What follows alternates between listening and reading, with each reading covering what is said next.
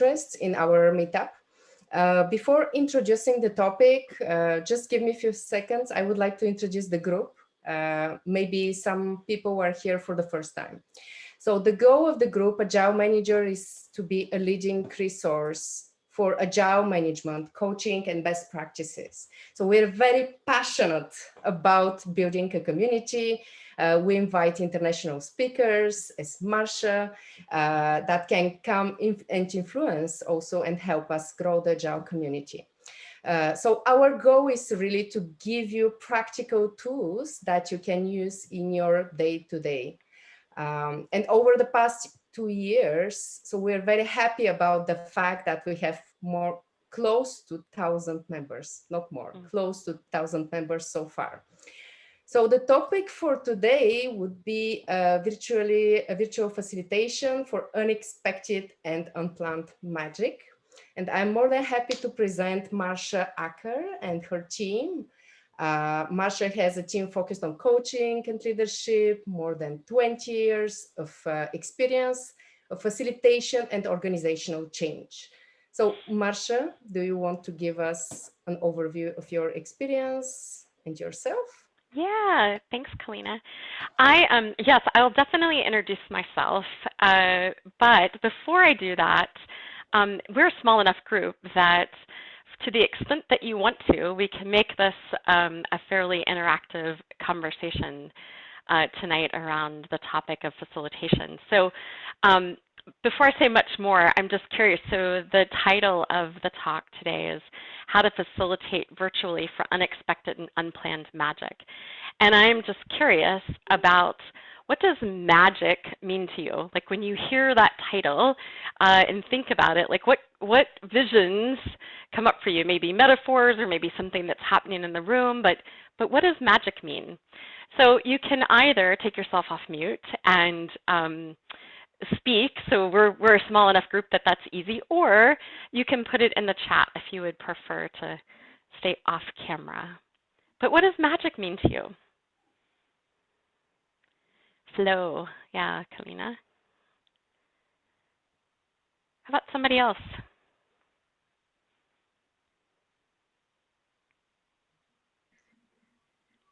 Like to me, it sounds like an off-the-cuff impromptu, like kind of presentation or yeah, maybe impromptu or kind of in the moment. Yep. Yes, and Marie Pierre says creativity, magic. I think when you get everybody, you just kind of get everybody into this rhythm, and they're really engaged and sharing, and it surprises you, right? Yeah. Yes, I love it.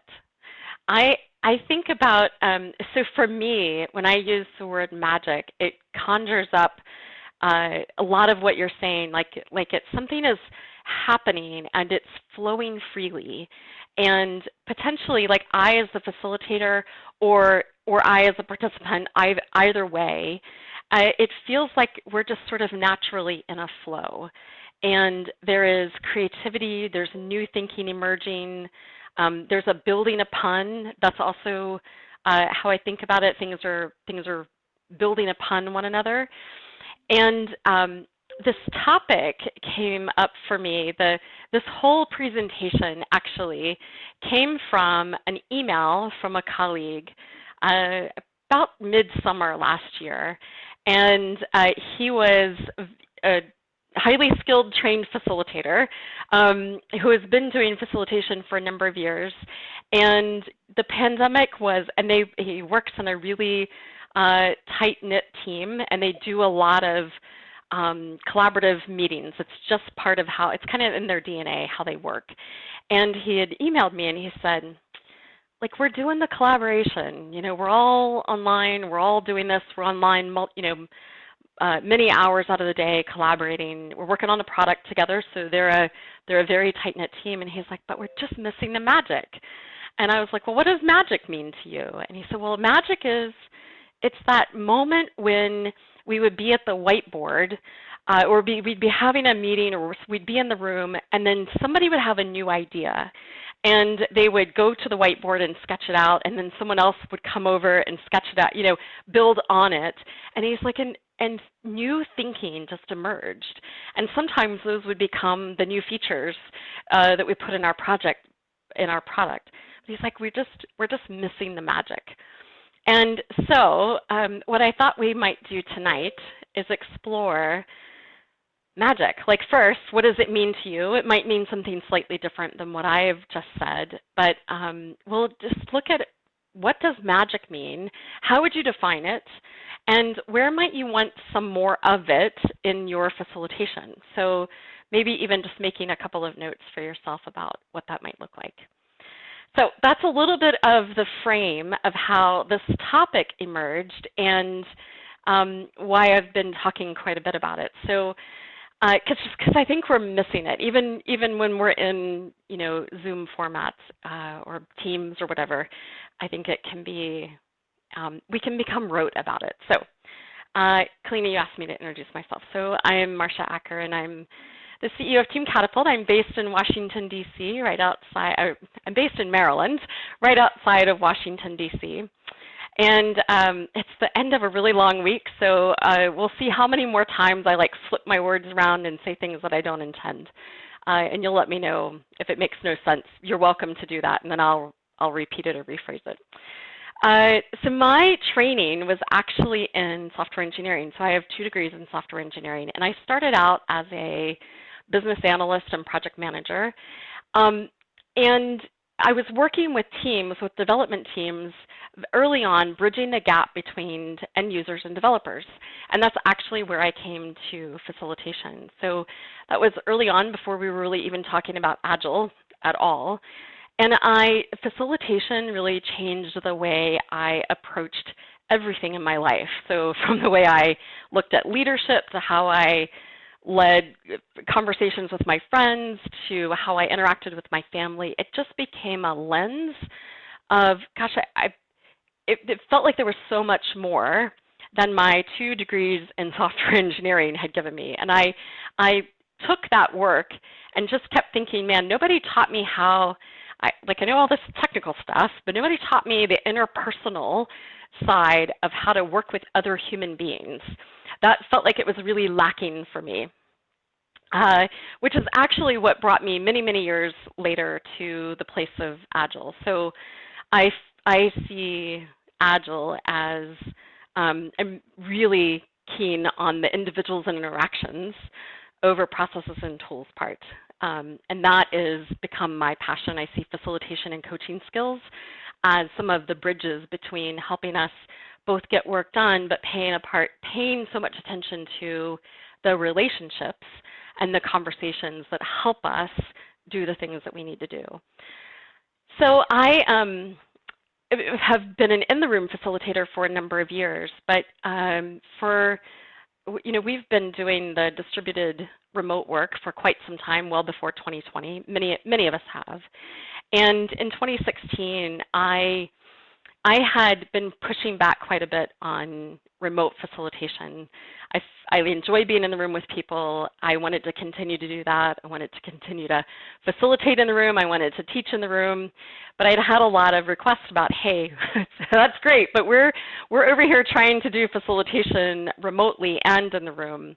And so in 2016, I went to work on my own bias. I decided I can either continue to resist or do some work and figure out, like, how do we translate these skills into the remote space. So long story short, I did that. I think I spent about a year working on that and found I really changed some of my mindset and thinking about it. And today, I really think that there are things that the facilitating remotely, in some ways it's better than in the room for some things. And then there are other things that I really long for and wish that we can be back in the room for. But so tonight, we'll talk a little bit about facilitation and sort of the mindset underneath it, but I'll also give you some tips and techniques for how I have found to kind of bridge that gap between being in the room and being online and what you might be able to do.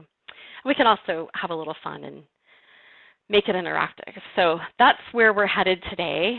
And I'm going to share my screen. So this is, I'll share the slide deck with you. We've already talked about some of these things. So those are all the certs if you care. I think it's more important about why I do what I do, which is kind of the story that I just told you. So here's what we're going to do tonight. We'll talk about a couple of common assumptions that I see happen in facilitation, and I think they sit behind and sometimes block that process of creating more of the magic in that space. And we'll talk a little bit about the facilitation stance, which is in my book, The Art and Science of Facilitation. And then I'll give you some practical tips that you can apply to your virtual work.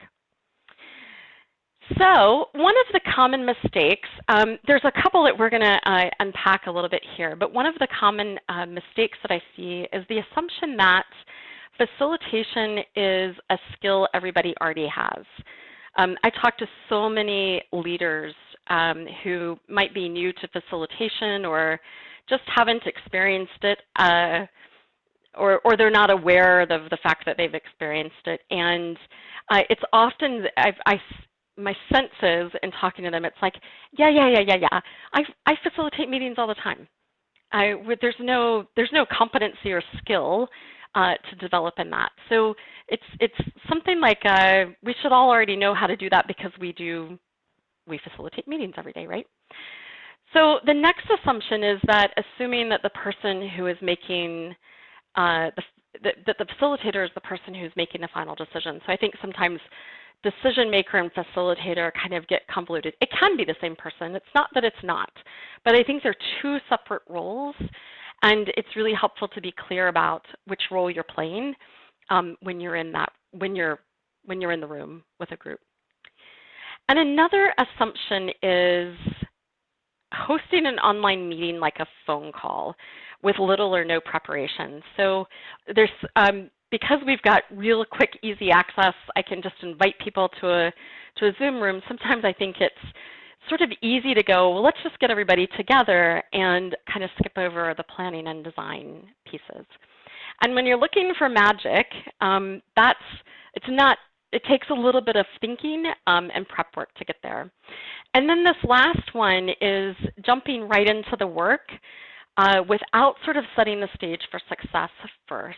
And I think in terms of our magic space creating, that one can be really challenging because people need a warm-up before they get started. So we'll unpack each of those.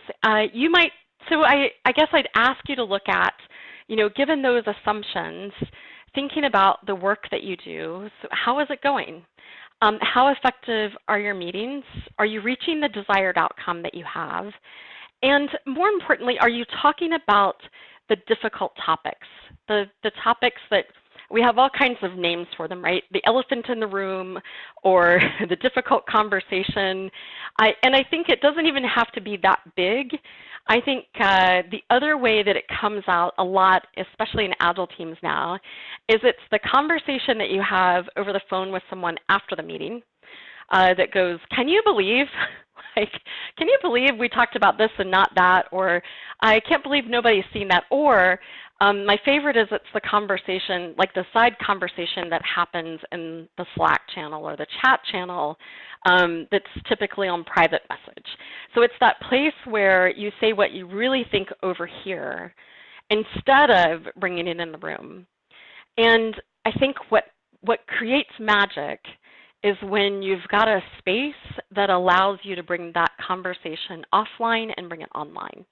Because until the conversation fully comes online, it's really hard to create any kind of magic or any kind of new thinking when chances are your new thinking has gone off to the Slack, it's gone underground, I guess is the best way to say that. And then the last thing would be like something to look at about, how are our meetings going is, do your decisions stick? So do you make a decision and it's got some stickiness to it, or are you having the same conversation over and over again? Meaning you walk into that meeting and you're thinking, we just talked about this 3 weeks ago, and I thought we had come to a decision. So why are we back, revisiting this topic again? I think those are all kind of indicators that the real conversation might be happening somewhere else other than online with the team. So how do you get to your desired outcomes? How do you make it effective? And how do you make sure you're surfacing the conversation that you need to have? So I think it's important to think about, what does facilitation mean? That word so facilitation and facilitator are used to describe lots of different things. In Agile teams, I think it's very common that that's the person who booked the room, invited everybody, and then if we were in our space together, it would be ordering the pizza. If we're not in our space together, then it's just the person who got everyone together, and then that automatically becomes the facilitator. And there's something about I think sometimes it gets used as like an administrative role. So also the note taker or the action item collector or the person who wrote down all of the things and makes sure that everybody knows what's going on. And I think that those things are true, and there's so much more to facilitation as a competency and a practice. And so this definition, I'm just curious if anything stands out for anybody about, I guess if anything surprises you about the definition. And so if it does, you can either take yourself off of mute or type something in the chat. What surprises you?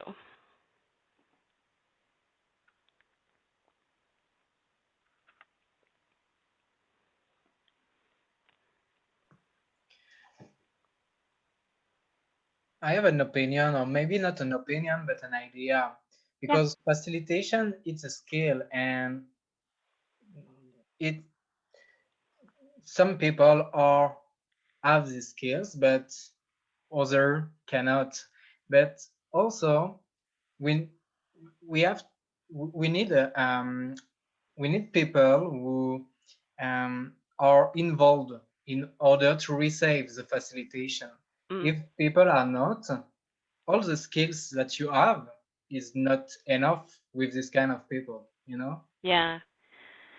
So if people aren't involved, doesn't matter how much skill you have, it's hard to facilitate them. Yeah. And I have some colleagues. Sometimes when we have a meeting, I can see them, they are cooking. But we are in a meeting. How could you be in the facilitation with this kind of people? Yeah. I love that. I think that's true. And I do think that there's also a way to look at this as somewhat of a challenge to all of us as facilitators, myself included, of how do we create spaces that are so alluring and so inviting that people would put down their boiling water pan and come and focus just on this, or they would cancel another meeting in order to come to your meeting. Like, I think there's a calling in this space to be the person that is able to change at least the environment of your meeting that you're facilitating. Forget the culture and everything else, but to actually create a space that invites people into something that's different. And good Lord knows we could use different these days. So something that's got different energy, it's got a different vibe to it. And a lot of that can happen just by looking at the way we talk about facilitation, the way we think about facilitation, and how we can invite people into it, rather than making people feel like they've been pulled in or they're sort of a victim of another meeting process kind of thing. Like, I think there are ways to invite people in and get their fingers on things and create it so that it's like people will cancel other meetings to come to yours. So, and yes, it doesn't mean that might happen every day, but how might once a week you have a meeting that people would just clear their calendars for. And I do think that that's possible. So I love, there's a couple things in the chat of like good structures, like liberating structures can help.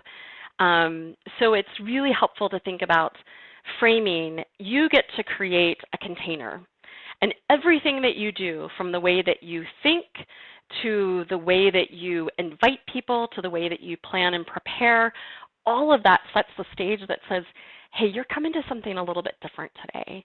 And so here, we're actually going to ask you to be a little different, come prepared a little differently.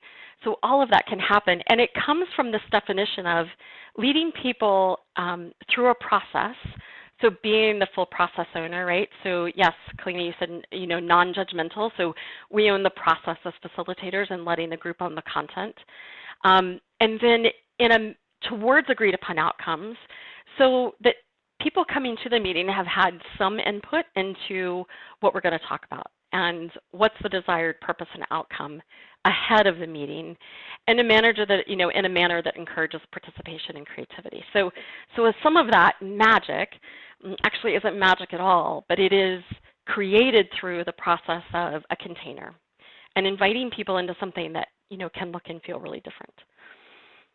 So let's look at, so those are some common assumptions and just a little bit of framing.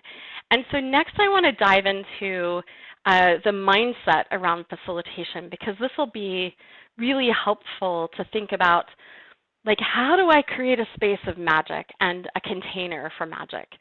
So some of those first two assumptions, like assuming that everybody has facilitation and that, facilitator and decision maker are linked in there. So this is the facilitation stance. It's one of the primary reasons that I wrote the book that I wrote, because I think that while these are these words and phrases, I think are easy to say and potentially also easy to make meaning of in some way, it's the practice of them.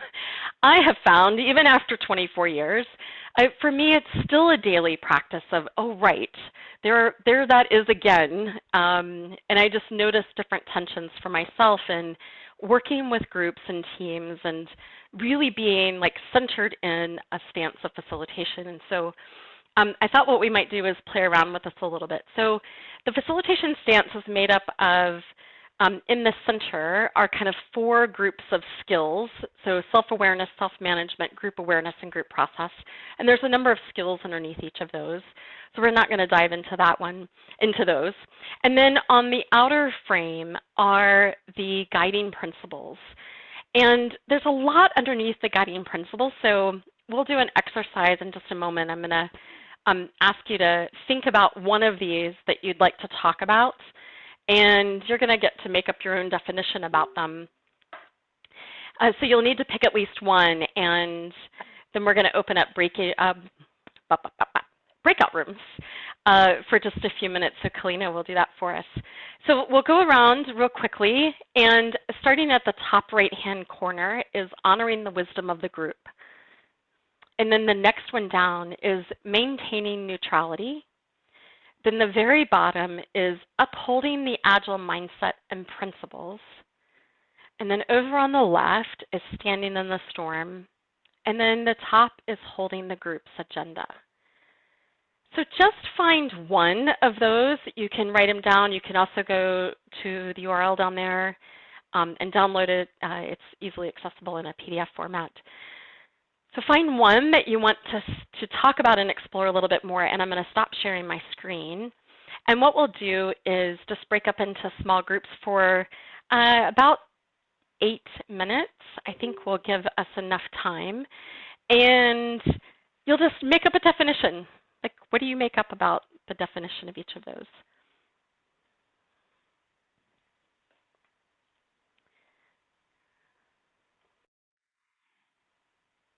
Yes.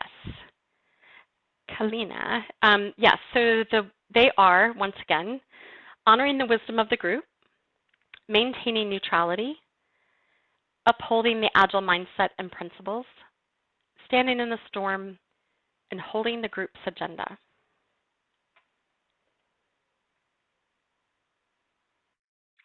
So what we're going to do is open up the breakout rooms in just a minute. you'll have a couple of people to chat with, and you'll pick one of those and just make up a definition. And then when we come back, we'll look to hear, just have one person from your group be prepared to speak for your group.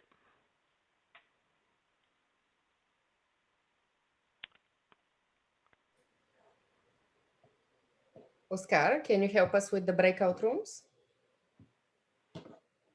Yes, without any problem. You cannot access to breakout room, Marsha? No? No. We don't have them yet. Okay, I can do that. Yeah, 1 to 50, we can break out in five. It can be smaller.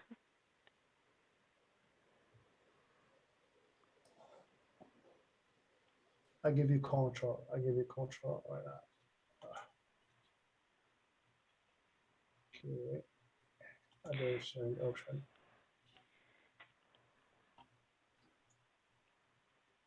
How many room you want, Marsha? 2, 3? Just having 3 people per room would be good. So however many that turns into. Okay. 3 people per room. Okay. Yeah.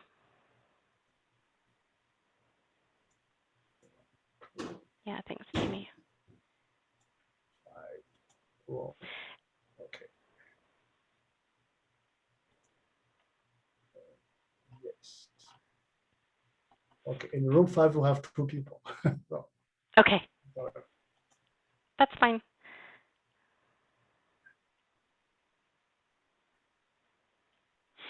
it's okay now.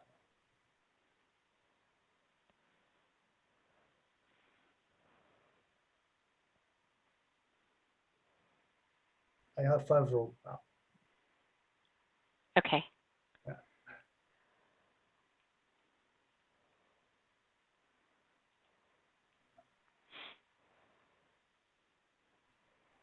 Okay, people are assigned now. Okay.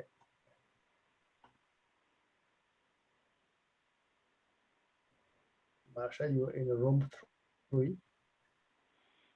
I'm just going to hang out here and let, is there somebody else in there with them? Yeah.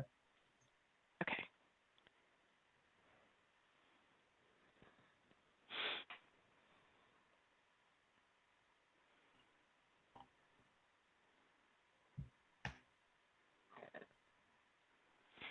I think we're about to get a really bad thunderstorm. Yeah. It's a new functionality we added in our breakout room, in our meetup. So I can say if you want to be.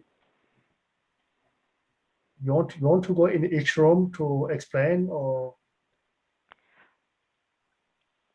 No, I shouldn't need to. Okay. I think they'll be okay.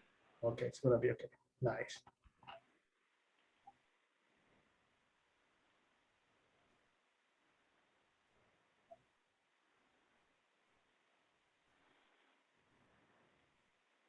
I stay here to assist if needed.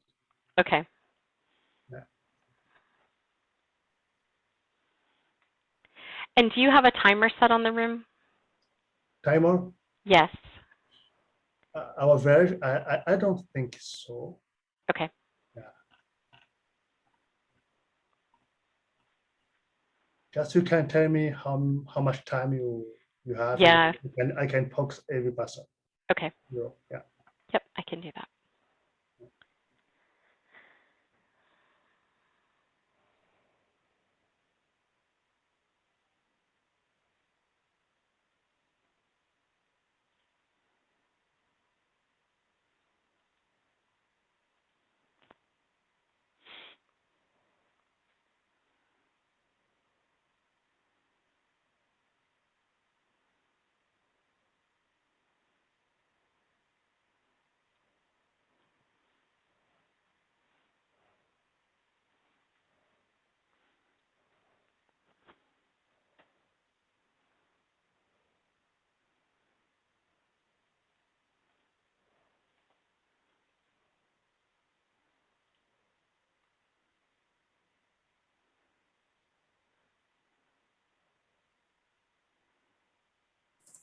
Hi, Claire. Welcome.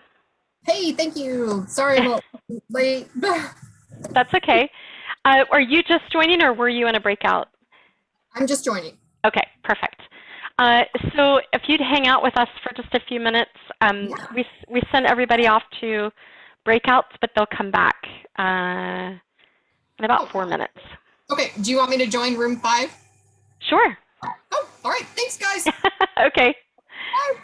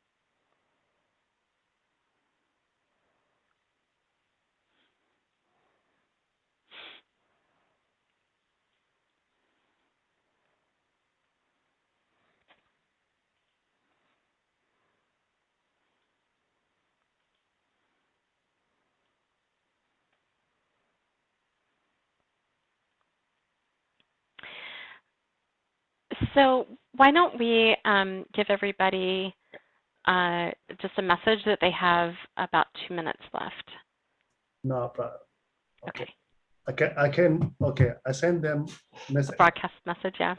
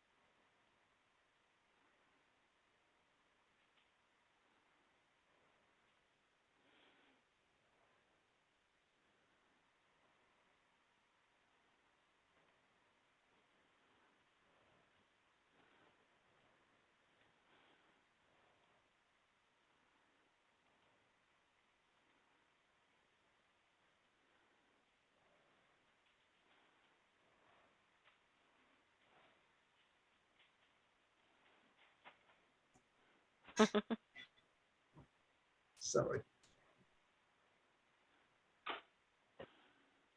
I send message to everybody.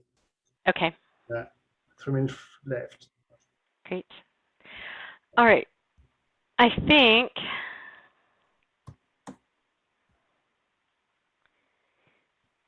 when you will be ready, I can close our room. They're gonna join. okay. Yeah, we've got about a minute left. No problem. 1 minute left. Okay. Yeah. Right.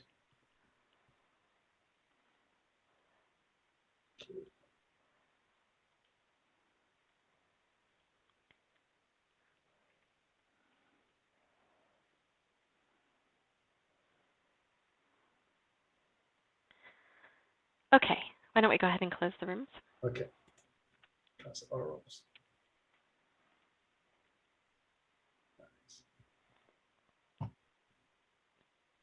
It's take 30 seconds. Coming. Okay.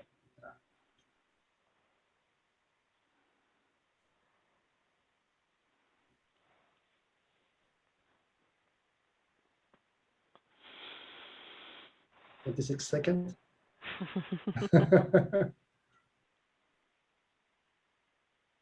Okay, they're gonna join soon. Okay.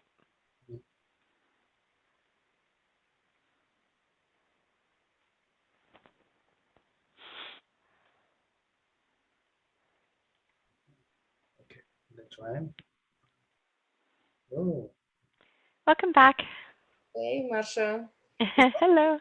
Sometimes you to decide which topic goes to which section, like if I can say that way. Yeah. Get many conversations around.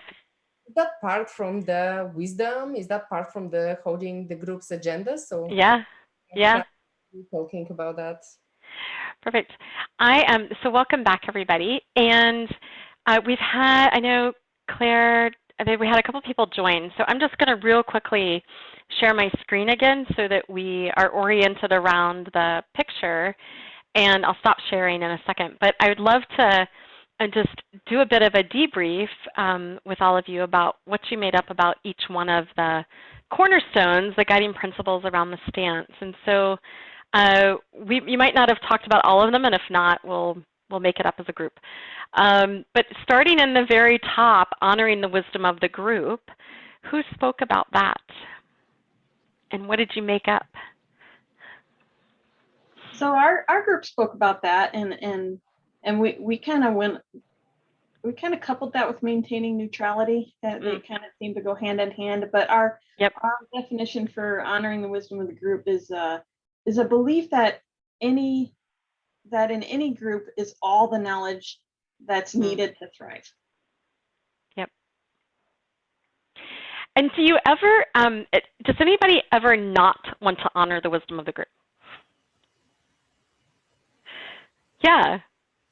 I mean, do you ever, like, are you ever with a group and you go, oh my God, let me just tell you how this should go, or let me just give you the information, because I don't know, sometimes it can feel like it's a lot to trust in their wisdom, or it can feel like you're dragging them through the mud when they might not want to go. But yeah. But Jamie, I love what you're pointing to is there is a, you know, on the flip side of that, there is a belief here that there is wisdom there. Great. Did anybody else talk about this? Anything else to add to it? Yeah, actually, my group did as well. I'll put down the little definition that we came up on the chat. Great. So essentially, it's to be able to create a space to maximize the collective intelligence, make sure that we get the best output possible. Yeah. Yes. I think the collective intelligence is the one that, you know, the phrasing that rings for me is like it's there, and a lot of times we're doing all kinds of things when we come together in a meeting, but accessing the collective intelligence is sort of the last thing, because we're tied up in trying to get to the end goal, or there's some dynamic that's happening in the group that's kind of squelching things, or there's conversations that are going offline. And so that I think of it, I often call it like a leaky bucket or a leaky container, when some of the collective intelligence sort of leaks out of the room. And so this is the belief about bringing it back in, because it does exist. So nice. Brainstorming session also, we can draw an analogy, Marsha. Yeah, for sure. Okay, so let's move to the next one, which was maintaining neutrality. Who spoke about that?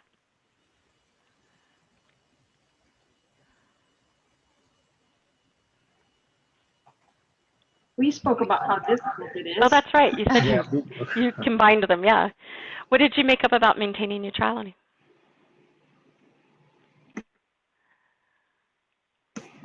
We talked about it too. We talked about the leadership, like the wisdom of the group, pretty much the leadership of in French we say laisser faire. So let the group come together to take decision and not go in a meeting and dictate to people what they need to do. Yeah. And in the space of agility, that can be challenging for lots of reasons.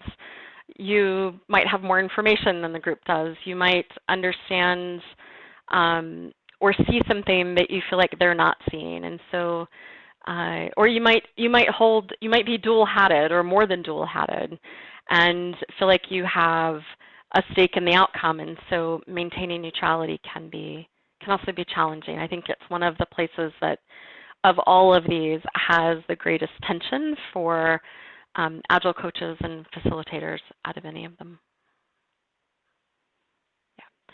And the belief that sits underneath of this is that if we find ourselves driving or bringing bias in, and you can bring bias in all kinds of ways.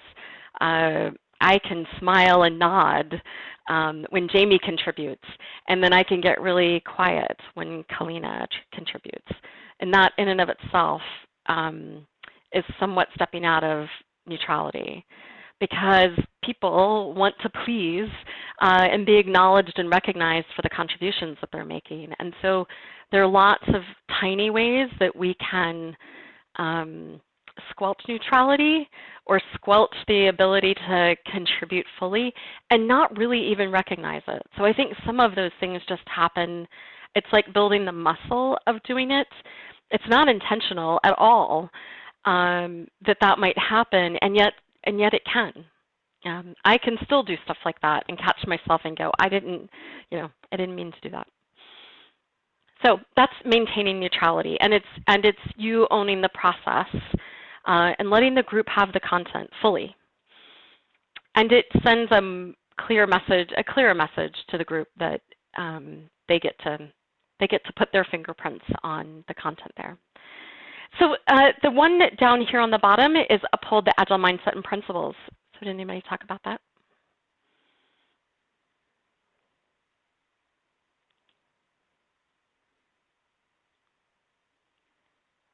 No, we don't need it. We'll just get past it. Yeah, there's here's what I'd say about this and why it's here is it is from a facilitation perspective, it is about really bringing forward the intent of the values and the principles of agility, and then being willing and able to adapt the practice of how it happens in the room. So I just wrapped up a retrospective class a day ago, and we were talking about how retros get it's the same repetitive questions over and over again, or it's the same kind of format, and they tend to focus more on the task rather than how the team is working, the interrelationships of that. And so there's a roteness, kind of a stuckness in facilitation, that if I'm always bringing forward the same questions in the same format, or we're practicing something in the same way, I wouldn't want to participate in that. Like, it gets fatiguing. So how do you both uphold the values of the practices and mindset and adapt the practice of it? So as a team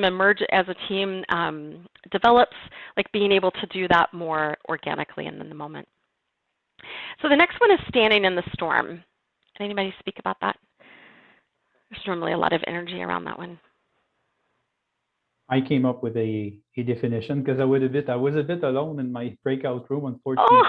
But that's all good. I said to myself, let's do my own reflection. So I'll share like the sentence that for me resonate about a definition of what does that mean, standing in a storm. I said, be to the service and commit to the team as a facilitator that you will guide and help them navigate their journey to reach their agreed upon outcome, regardless of the challenge they might run into. I love that. That's lovely. Their agreed upon outcome, regardless of the challenge they may run into. That's lovely.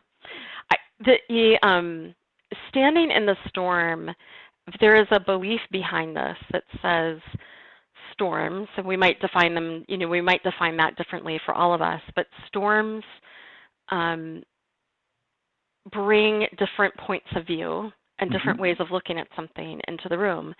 And groups sometimes are really practiced, depending on the culture of the group, are really practiced at being more polite and avoiding storms. So it's like I'm headed in, and then whoop, that felt a little difficult, so back I go. And I think facilitators, David, you bring in that vision really well of like, how can I help a group stay there? Like, stay in the storm, because the belief is on the other side of it.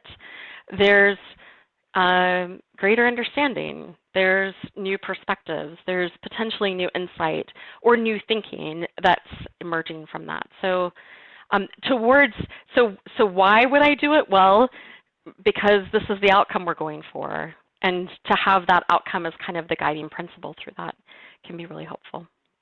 So nice, thanks. All right, last one is holding the group's agenda. Did anyone talk about that? I can talk about it from our group. Great. So first, I want to say something about what it's not. The whole point of the facilitator, it's not driving their agenda. So the focus here is about the group. So the group comes to an agreement of what they want to focus on for the meeting, and then they have an understanding of the goal, the outcomes by the end of the meeting. We also, during the meeting, want to stay focused on the agenda topics to not drift off to some topic that is not at all related. We also agreed that that would mean that there would have to be preparation, not just the facilitator doing the agenda for the meeting. They would have to get input from the group of what the agenda would be for that meeting and the next meeting. Yeah, I love, Frank, how you say it's not the facilitator's agenda, it's the group's agenda, which also, you know, Jamie pointed to this earlier as well. These are all very intertwined and very much pull and push on one another in real life. They're in a diagram kind of artificially pulled apart to make meaning of. But the group's agenda definitely comes from the group, and I can't hold the group's agenda if I don't know what it is. And it is a big, I refer to it as like the bigger A agenda.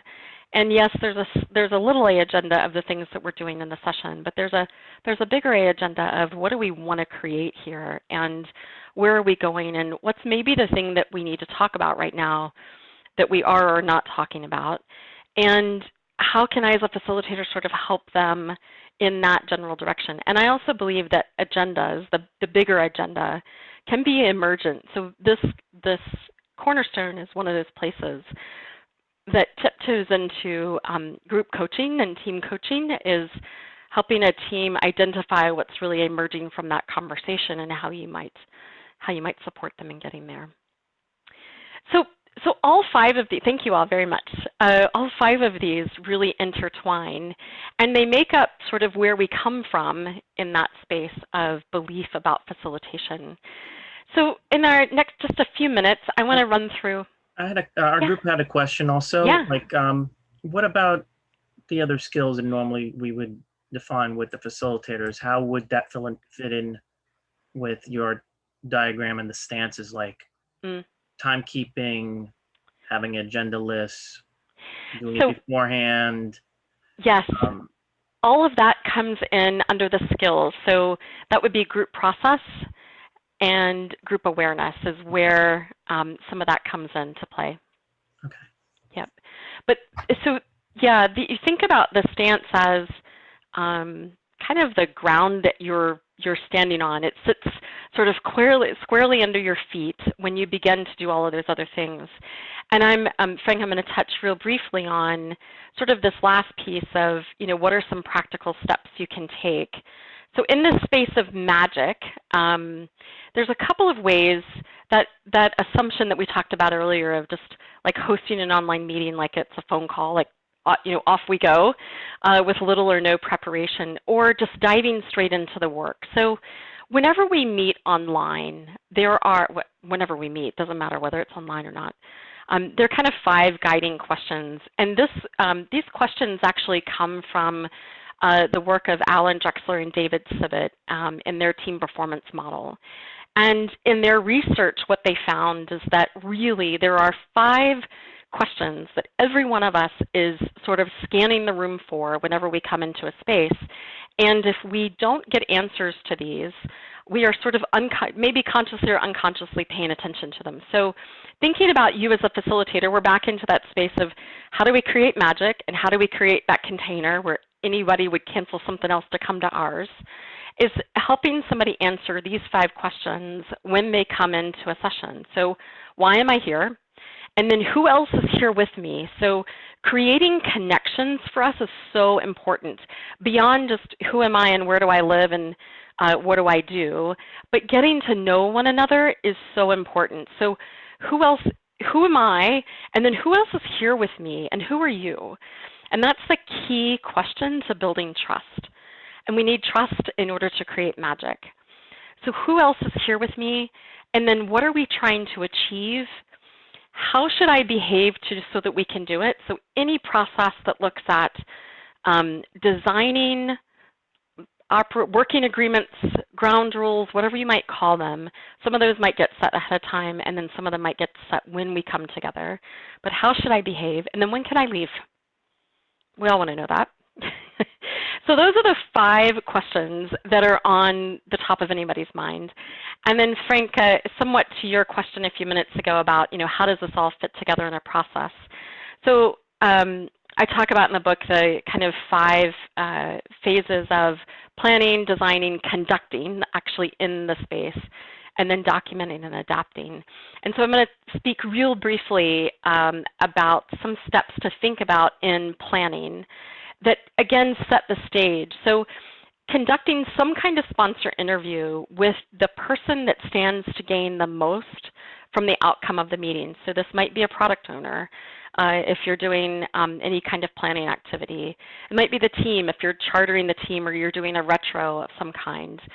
So talking to the sponsor before the meeting happens. And these are just some questions that you might use to conduct kind of a sponsor interview. So go talk with that person. Why are we getting together? What do you want to achieve? Tell me what it would look like when we're done. Any kind of question that helps somebody get clear about why they want to come together. And then the last 2 questions here are where I would point you to, which is, what's our decision-making criteria? How are we going to make the decision? Are we looking for consensus, or are we looking for majority rules? That's where dot voting comes in.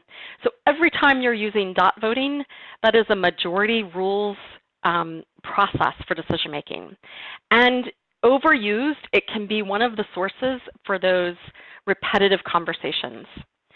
Because if you haven't really heard all voices, it can be difficult to kind of move forward with just looking at dot vote. So what is consensus, and then who's going to make the decision at the end? And is the group making a recommendation, or are they making a final decision? And then there are a couple things to consider for remote design. So designing for your outcome, chunking it up, thinking about leveling the playing field, 1 camera, 1 mic, 1 video for everybody. I'm a big fan of everybody being on camera and off mute for many reasons, creating that connection so that we can not have to fumble through the mute button, asking people to be in a quiet place. But those are some of the keys to your remote design. And there's a planning toolkit that you can download from LucidSpark now. So you can find it at that URL there. And I don't believe you have to have I think you just have to sign up for the tool, but you don't have to pay anything to get to it. And then this last part about jumping right into remote work, I highly encourage the process of check-ins. So posing a question to the group as you're getting ready to start so that you can create that connection, that who am I, who are you, and then what will help us move towards that particular topic that we're talking about. And the last final question is, what's something that you could do to bring more magic into your facilitation?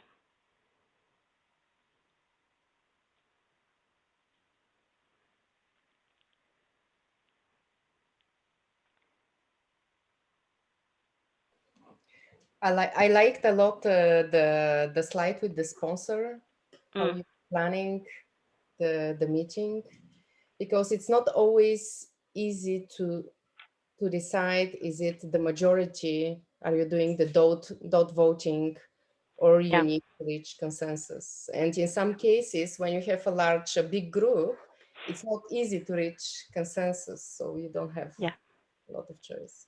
Yes. I like that. Nice. I'll tell you that, so the story that I was telling you at the beginning of my colleague who said, how do we create more magic? What they ended up doing, they were doing all the stuff. So they were facilitating and everybody was on camera. But they still, that magic piece, if you remember, was the thing that was missing. What they were missing was personal connection. And they begin to make their conversations less about always about work and making it more personal. So people begin to check in. They use check-ins with personal things, what was happening for them that day, ways to transition. They started using a online collaboration tool. I think it was Miro, and they began to get people fully engaged in sort of moving things around. So that virtual whiteboard that they had really helped, again, speed up sort of that process of building on one another. And they started doing non-work things together. So they created a space for happy hours. They created breakout spaces so people could go off and just have one-on-one conversations sort of at the end of the meeting. They discovered that one of the things they were missing was that chat time that you might have as you walked out of a room and you were, you got to connect with someone, and they didn't have that in Zoom because all of a sudden we were done. And so they started, he spent some time actually asking the group what would create magic for them, what were they missing, and how might he create a little bit more of that. So those are some of the structures that really sort of lifted some of the heaviness of working online together. So great. And I know we're right at time. It flew. So I'm happy to stay around if anybody has any questions. I'm also wanting to be respectful of starting and ending on time.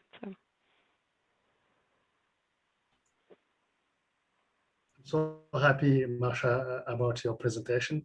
It's really impressive. Your skills in facilitation are really impressive. And again, after a long day with Teams, Zoom meetings, it's really difficult to connect each other. And now I gain competencies about how facilitate engaging people to bring them for full collaboration. So yes, I get some lessons, useful lessons. I will use them for the future. Nice. Yeah, thank you so much for that. Great. Well, I wish you all well on your facilitation journeys, and just to invite you into the challenge of how can you create a space that's really different, maybe than any other space that people participate in every day.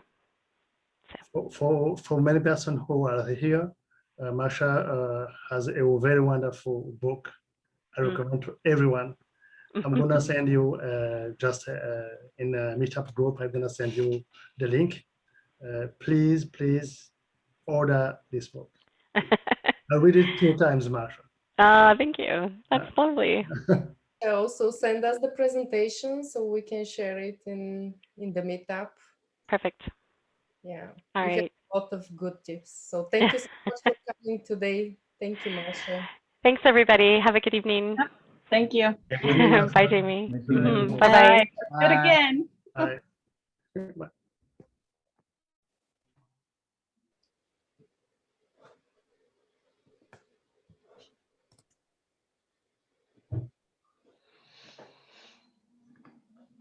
Okay.